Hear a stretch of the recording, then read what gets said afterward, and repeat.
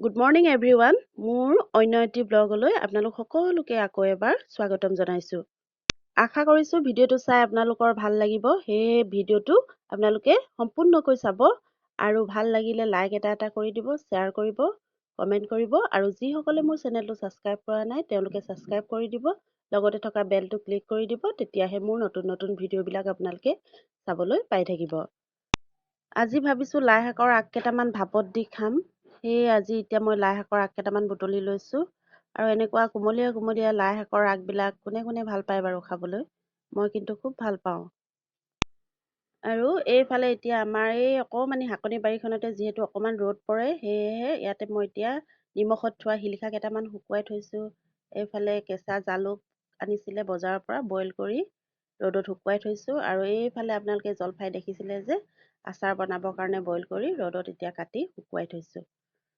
আৰু এতিয়া এইফালে চাওঁ আহকচোন, মই ভাপত দিয়া কণী কেনেকৈ ৰান্ধিলোঁ। মই এটা কেৰাহীত কেইফুটামান নহৰু, কেইটামান জালুক, কেঁচা জলকীয়া 3টা, আদা এটুকুৰা আৰু এইফালে বিলাহী আৰু পিঁয়াজ এটা দুফাল কৰি মই ইয়াতে কেৰাহীটোত শুকানকৈ ভাজি লৈছোঁ। আৰু এতিয়া এনেকৈ কেৰাহীটোত ভাজি লোৱা পিঁয়াজ, নহৰু, আদা, জলকীয়া কেইটা আৰু জালুক কেইটা মই খুন্দনাটোত খুন্দি ল'লোঁ। তাৰ পাছতে মই বিলাহীটো এনেকৈ খুন্দনাতে খুন্দি ল'ম। মিক্সিটো খুন্দিব পাৰি, কিন্তু মই খুন্দনাটোতে খুন্দিলোঁ। মিক্সিত পিচিলে যিহেতু বেছি মিহি হৈ যায় আৰু খুন্দনাটো খুন্দিলে অলপ টুকুৰা টুকুৰ হৈ থাকে, এনেকৈ টুকুৰা টুকুৰ হৈ থাকিলে ভাল লাগে, সেইকাৰণে মই খুন্দনাতে খুন্দিলোঁ। আৰু এইফালে এতিয়া মই ঘৰৰ কুকুৰা কণী 2টা লৈছোঁ আৰু আলু 2টা লৈছোঁ হাফ বইল কৰি। আলুকেইটা বইল কৰি নল'লেও হয়, মই অকণমান বইল কৰি লৈছোঁ। আৰু কণীকেইটা মই এতিয়া এনেকৈ কাটি লৈছোঁ। আপোনালোকে যেনেকুৱা শ্বেপত কাটিব পাৰে, মই এনেকুৱা শ্বেপ দিছোঁ, এনেকৈ মোৰ ভাল লাগে। আৰু আলুকেইটাও মই এতিয়া কেইডোখৰমান চকল চকলকৈ কাটি ল'ম। এনেকৈ কাটিলোঁ চক। এনেকৈ কিন্তু ইফালে বেছি দবাই দিলে কিন্তু একেবাৰে ভাঙি যাব, সেইকাৰণে অলপ অলপ দবাই এনেকৈ কাটিলোঁ।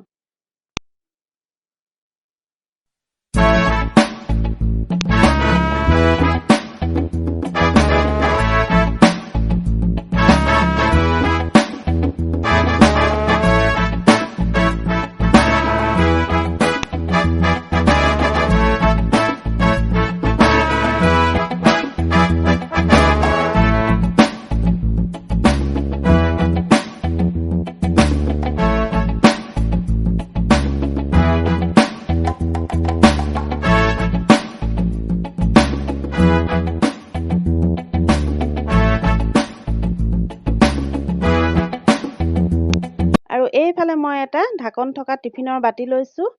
বাতিটোৰ ঢাকনখন টাইটকৈ লাগি থকা হ'ব লাগে। আৰু ইয়াতে মই এতিয়া আলু দি দিছোঁ আৰু বিলাহী পেষ্টটো দি দিম আৰু পিঁয়াজ, নহৰু, আদা বাতি থোৱা পেষ্টটো দি দিম আৰু কণীকেইটা দি দিম আৰু কণী দি অকণমান পানী দিম, পানী দি সোৱাদ অনুসৰি নিমখ দিম।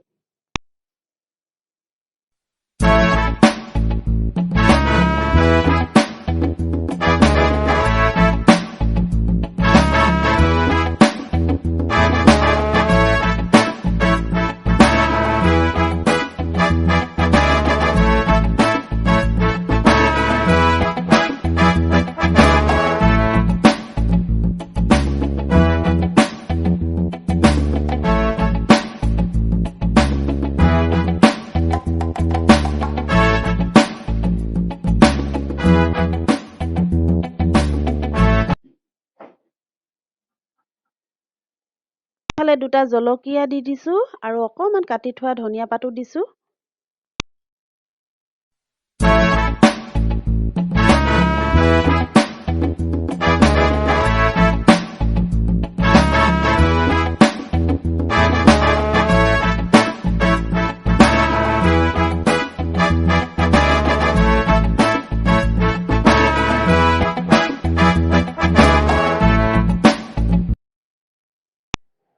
এতিয়া মই এইফালে ভাত বহাব লৈছোঁ। এই ভাত বহোৱা চাউলখিনিৰ ওপৰতে মই এই টিফিনৰ বাতিটো দি দিম।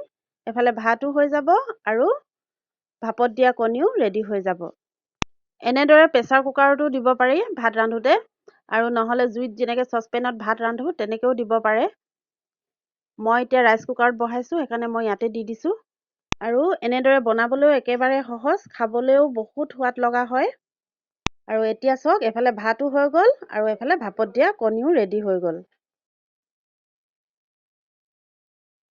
আৰু এইফালে চাওক ঢাকনখন খুলি এবাৰ মই দেখাই দিছোঁ। আৰু এতিয়া গৰম গৰম ভাতৰ লগত খোৱাহে কথা আৰু।